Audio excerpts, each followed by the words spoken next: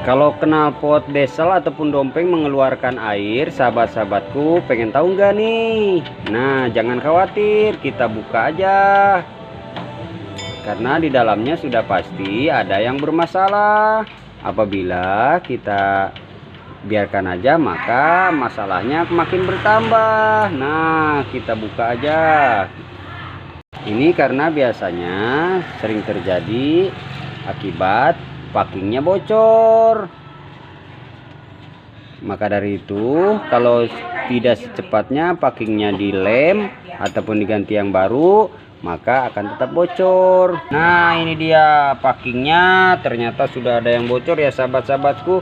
Terima kasih telah menonton video ini, semoga dimudahkan rezekinya ya. Nah, yang pastinya selamat menonton. Nah, seperti ini nih. Bersihkan ini sisa packing lengket.